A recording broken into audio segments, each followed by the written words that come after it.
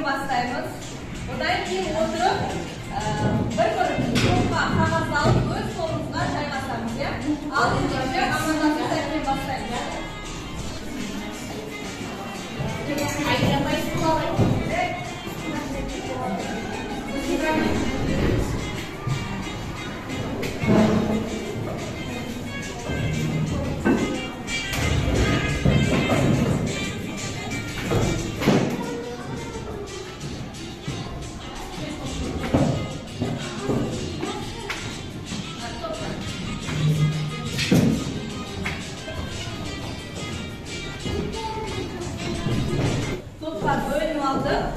Ал балалар, неліктен мен топ атын бірінші жақ, екінші жақ, үшінші жақ деп алдым. Себебі бұл жаңа тақырып. Бұны сендер сабақ барысында білетін боласыңдар. Яғни сабақ барысында біз үш топпен танысатын боламыз. Енді балалар, сабағымызды бастамас бұрын мен сендерді бүгінгі сабақтағы бағалаумен таныстырып өтейін. Балалар, бүгінгі менен, яғни мұғалімден сендерге сый болсын, мен бүгінгі бағалауды сағат әдісімен бағалаймын. Себебі балалар, сағаттың тілі тек алға жылжиды, сендердің де білімдерің тек алға қарай болсын, әр уақытта уақыттарыңды тиімді пайдаланыңдар деп осы әдісті алып отырмын. Ал енді қолымызға тақпас бұрын мұғалімнің сұрағына жауап берейікші балалар. Бір жылда қанша күн бар? 365. Жарайсыңдар. Ал балалар, бір сағатта қанша минут бар? 9 минут бар, я? Бір аптада қанша күн бар? 7. Жарайсыңдар балалар. Енді бұл сағатты қалай бағалаймыз? Сонымен танысып өтейін. Әр тапсырмадан кейін тақтадағы слайдқа қарап, дескрипторге қарап отырып, орындалған тапсырма бойынша алға жылжытып отырамыз. Егер екі бағаланатын болсақ, екеуіне жауап берсек, екі жылжытамыз. Егер тек біреуін ғана тапсаңдар, біреуін жылжытамыз. Және әділ бағалап отыратын боламыз балалар, мұқият түрде. Қадаймыз қолымызға тез қадаймыз. 0-ге түсіріп алайық.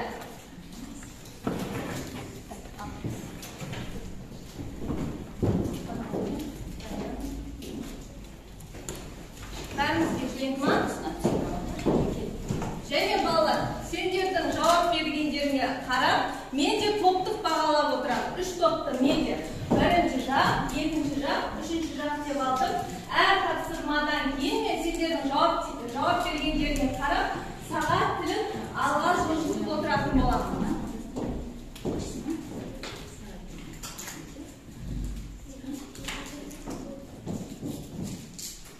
Енді алдыңғы білімізді қамту мақсатында өткен сабаққа шолу жасаймыз. Яғни өткен сабағымызды пысықтап алайық.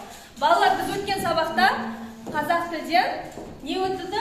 Сөз таптарын өтіп жатырмыз, я? Сөз таптары қаншаға бөлінеді? Сапарғали? 9-ға. Жарайсың, 9-ға бөлінеді, я? Енді сол сөз таптарын атайықшы, конечно, кім атайды? Раян, атайықшы. Затесім, сінесім, санесім, шылау, есімді, ектеу, одағай. Одағай, істеу, я? Балалар, осы сөз таптарының ішінде қанша өттік осы уақытқа дейін? Төртеу өттік, я? Айсесім, атайықшы. Сінесім, санесім, затесім, етістік өттік, я? Ал балалар, затесім дегеніміз не? Кім айтады? Айзере айтауы. Затесім дегеніміз заттың атын білдіретін сөзді затесім дейміз. Оның сұрақтары кім, кімде, не деген. Жарайсыңдар. Зат есім дейміз, заттың атын, құбылысын, атауын білдіреді, я? Енді зат есім тұлғасына қарай қаншаға бөлінеді? Бексұлтан, қаншаға бөлінеді? 2-ге. 2-ге бөлінеді. Атайықшы, кәне. Атай ғой, аяғым. Негізгі зат есім, тұлды зат есім. Негізгі зат есім дегеніміз не? Ұлжан айтауы. Негізгі зат есім дегеніміз негізгі түбірден жасалған зат есімді негізгі зат есім дейміз. Негізгі зат есім дейміз. Ал туынды зат есім дегеніміз кім айтады? Нұрғиса? Сөзге жұрнақ жалғау арқылы жасалған сөзді туынды зат есім дейміз. Жарайсыңдар балалар. Енді балалар, осы алдыңғы білімді сендерді қаншалықты меңгергендеріне байланысты мен попкорн жинау әдісі және әуе шары әдісін қолданып отырмын. Қазір осы бойынша тапсырма орындаймыз. Бірінші жақ негізгі және туынды зат есімдерді табады. Екінші жақ зат есім мен сын есімді табақтар попкорн әдісіне бойынша жапсырамыз. Қайсысына жататын ойланып тауып отырасыздар.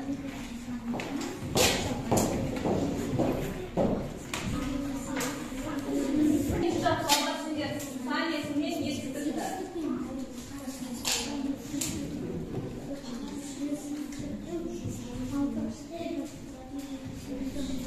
Мына слайдқа қарап отырып, негізгі зат есімді анықтасаңдар 1 балл, туынды зат есімді анықтасаңдар 1 балл. Үшінші жақ сан есімді анықтайды, етістікті анықтайды. Қай топтайын? Үшінші жақ сейді.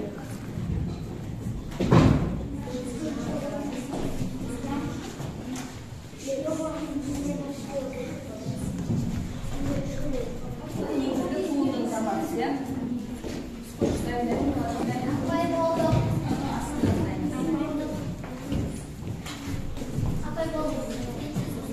Таңдық ақылды. Сұрақ қойшы.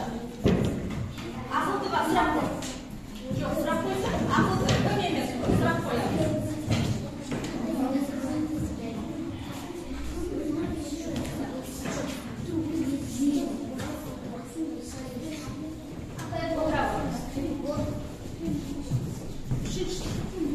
Бірінші жақ кел.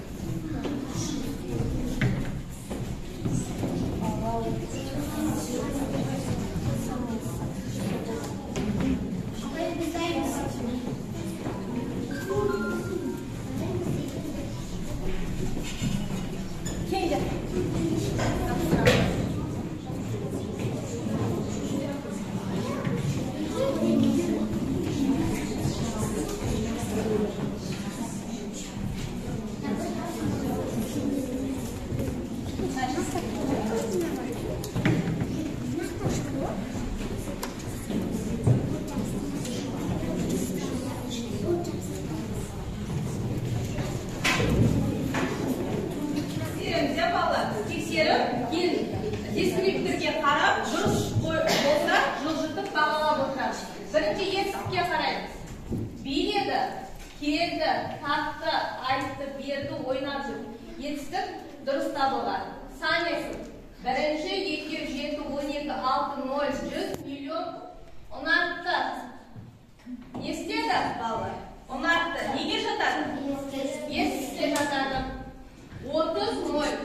Келесі, зат есім, дәптер, бала, күн, оқушы, доп, айна, қолғап, әже, дұрыс. Сын есім, сұлу, үлкен, ақылды, кілеміз. Бұл жерде мына қатарға жабысып қойған, сан есімге шатасып, ақ. Неге жатады, балалар? Ақ. Ақ. Яғни сұрақ қоямыз. Қандай түсті? Ақ, яғни сын есім дегеніміз заттың түр, түсін несін білдіретін сөздерді сын есім дейміз. Қоңыр. Қандай? Бұл неге жатады? Сын есімге жатады. Таза, аласа дегенді де сан есімге қойған. Тазаға сұрақ қояқшы. Қандай? Таза. Аласа? Қандай? Бұл да сын есімге жатады. Осы жерде шатасқан. Енді осыған қарап балалар, енді бағалап отырамыз өз-өзіміз. Етістікті қай топ тапқан еді? Етістікті. Етістік екінші жақ, мен бағалаймын етістікке 1 балл.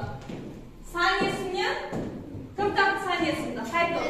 Кішкене араластырдық, сын есімдікін ол топ, ол топ мына араластырып жібердіңіз. Бұлар дұрыс тапты. Оған да 1 балл.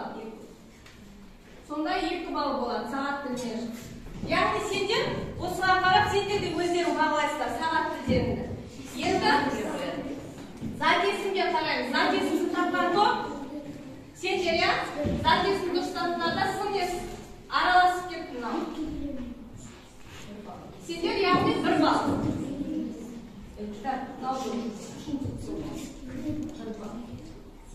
Ал енді бірінші жақ әуе шары арқылы негізгі зат есім, туынды зат есім табу керек еді. Негізгіні оқитын жол, пол, ай, ас, хат, хатшы дейді. Балалар хатшының түбірі қандай? Хат болады. Шы қосқан едік, оған журнал жалғап қоссақ, яғни мағынасы өзгеріп кетеді. Бұл неге жатады? Туынды зат есімге жатады. Келесі, туынды зат есім іскер, жаңалық, үйшік, ұшқыш, аңшы, тазалық, көл дейді. Көл.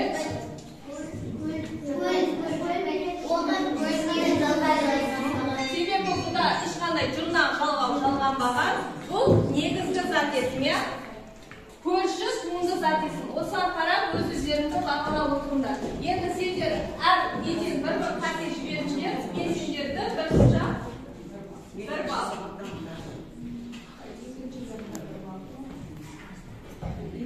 Білімізді қамтып алды, өткен сабақтарды еске түсіріп алды. Енді балалар, бүгінгі жаңа тақырыбымызға байланысты видеороликке назар аударамыз.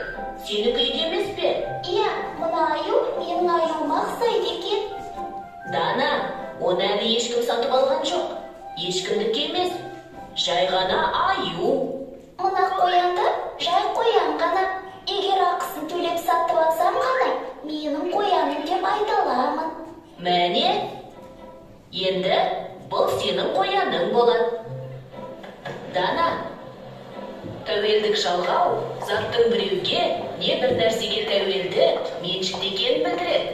Қоян сөреде тұрғанда ешкімнің меншік емес еді. Сондықтан қояным деп айта алған жоқсың. Қазір сенікі. Сондықтан қояным деп деген тәуелдік жалғауын жалғап айта аласың.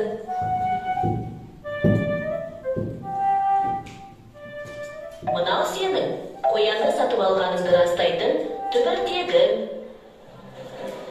Зат есім 3 жақта тәуелденеді. Мысалы, бірінші жақ менің қояным, екінші жақ сенің қояның, сіздің қояныңыз, үшінші жақ оның қояны. Мен ойыншық деген сөзді көпше тілде тәуелдейінші. Біздің ойыншықтарымыз, сендердің ойыншықтарың, сіздердің ойыншықтарыңыз, олардың ойыншықтары. Жарайсың.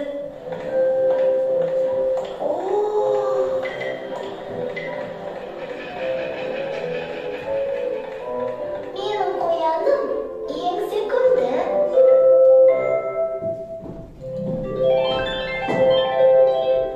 Яғни біз бүгінгі оқу мақсатымен таныстырып өткен тірек сөздер арқылы жоспарды пайдалана отырып, берілген тақырып бойынша әңгіме құрау және тәуелдік жалғаулардың қолданысын білу. Балалар, сонымен зат есімнің тәуелденуі дегеніміз 3 жақта тәуелденеді екен. Бірінші жақ, екінші жақ, үшінші жақ. Және оны жекеше көпше түрі болады екен. Ал балалар, еркін әңгіме әдісі арқылы 40-шы жақты оқып шыққан. Айсұлтан оқып берші маған. Менің бәрі бір деген әдетті тыңдап күндемен, ақылмен анамның суретті салуды үйренем. Жеті өнерде аз деген атамды әжемнің ойы ойып үйренем. Домбыра шерту аз деген ағайды тыңдап күндемен. Ақылмен күйшінің күй татуды үйренем. Жарайсың Айсұлтан. Бұл Жұмабай Қайранбаевтың өлеңі екен, иә, Қайранбайдың.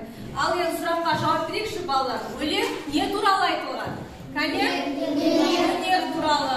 Ат қояйықшы. Қалай ат қояйықшы? Өнерлі бала тарда? Ат қойсақ болады. Ол өлең жолында бізге кішкентайымыздан өнерге баулу керек екен, өнерді үйреніп өсу керектігі жайында айтылып өткен екен. Енді біздің осы өлеңге сендердің пікірлерің қандай? Бұл өлеңнен қандай баланы көріп тұрсыңдар?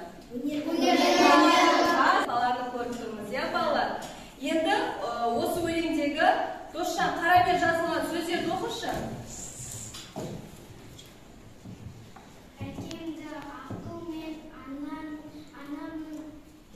Кәне, осыны тәуелдік жалғауға талдайықшы. Әкемді, түбірін айтайықшы. Әке, м деген бірінші жағы. Яғни, мені әкем. Ақылымен, түбірі оған жалғанып тұрған жалғанып тұр. Қай жақта тұр бұл? Үшінші жағында. Анамның түбірі. Оған жалғанып тұрған, яғни тәуелді жалғаудың бірінші жағы. Ал балалар енді бүгінгі күннің ретін жазамыз. Зат есімнің тәуелденуі тақырыбымыз. Соңғы шумақты көшіріп аламыз дәптерге.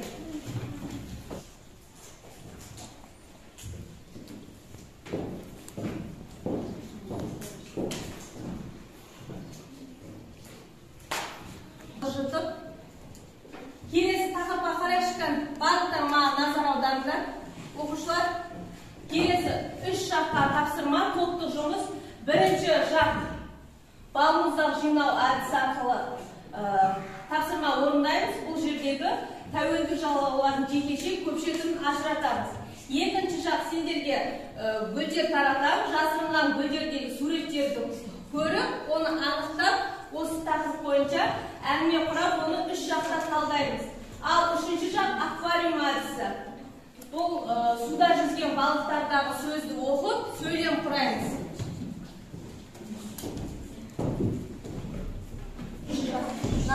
Қозғап отырып, ішіндегі сөйлемді қазір. Сөйлем құрап отырыңдар.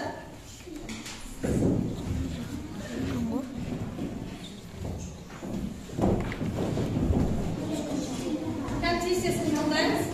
Бірінші жақ болып жатыр.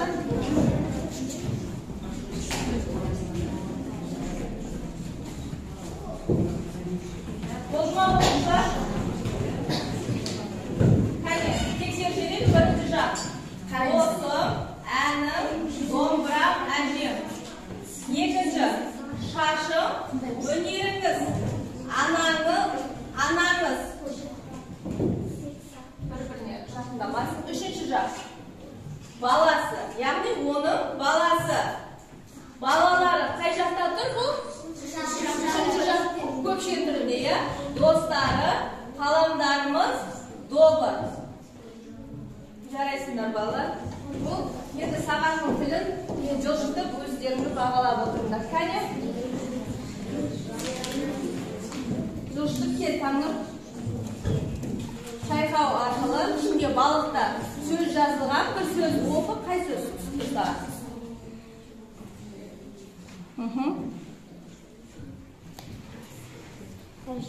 Әжем. Әкем. Менің әкем сымбатты. Менің әкем сымбатты. Яғни әкем деген қай жақта тұр? Менің әкем, яғни тәуелді жалғаудың бірінші жағында тұр. Жақсы. Келе ғой, әке.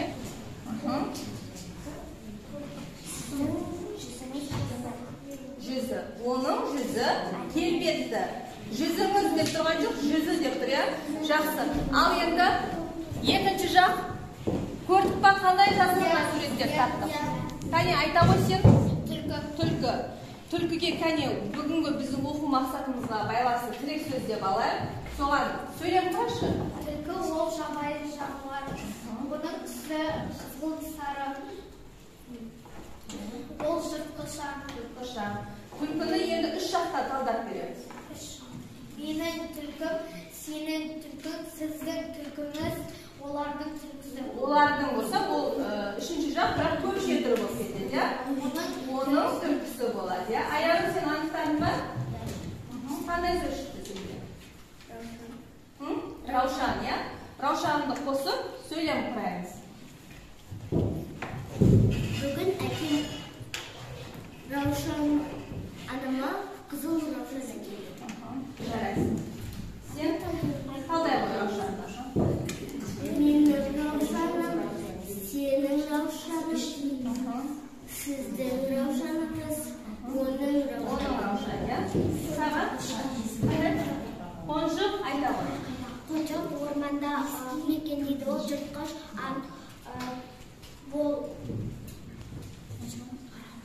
бұл жабайы менің қонжығым, оның қонжық, сенің қонжығын, Сіздердің үшінші жағы сіздің қонжығыңыз болады. Сен қандай сөз шықты? Айта ғой. Төрт шықты ма? Я? Қандай сөйлем құрайық? Балалар, енді осы тапсырма бойынша өз-өздеріңді бағалап өтіңдер. Енді серіктің сәтінде мен де сендерді бағалап кетейін. Бірінші жақ 2 балл еді, я? Жақсы жауап берді. Екінші жақта, үшінші жақта жақсы жауап берді.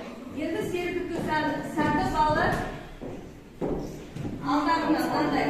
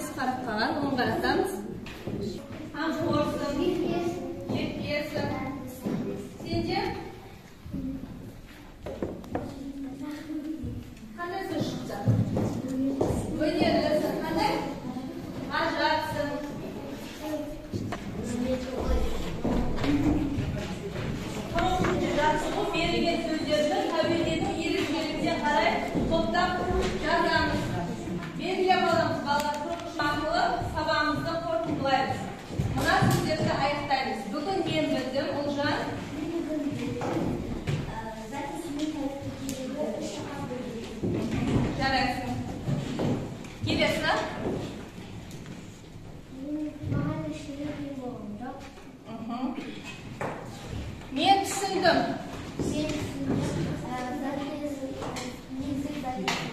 Негізгі затесінді. Мен жасай аламын. Аярым?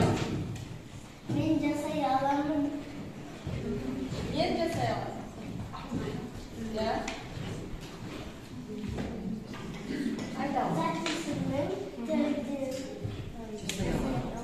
Маған өте қызықты болды, нұқызы. Бағалаватсы. Мені таң қалдырдыңыздар, қайтерем? Бағалаватсы. Келесі, мен ұмтыламын. Жарайсыздар.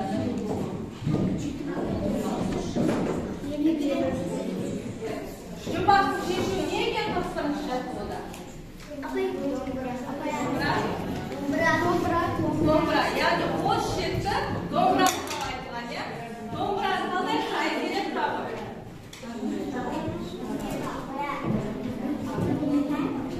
Тақтаға шықшыға. Жазам. Бірінші жақ, екінші жақ.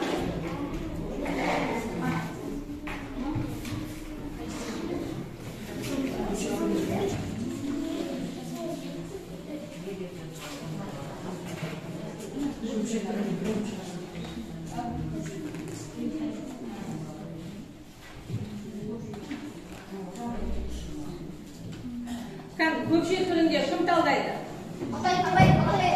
Нұрғиса көкше түрінде.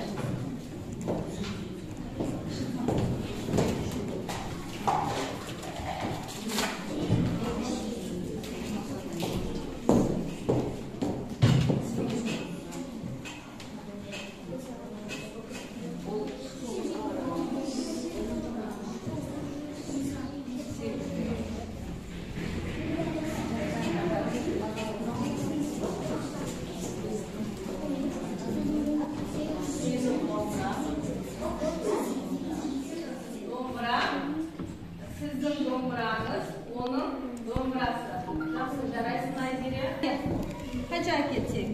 Отырып шыдан. Жылжытып отырамыз. Таңнұр, сен ше, жылжытып отырсың ба?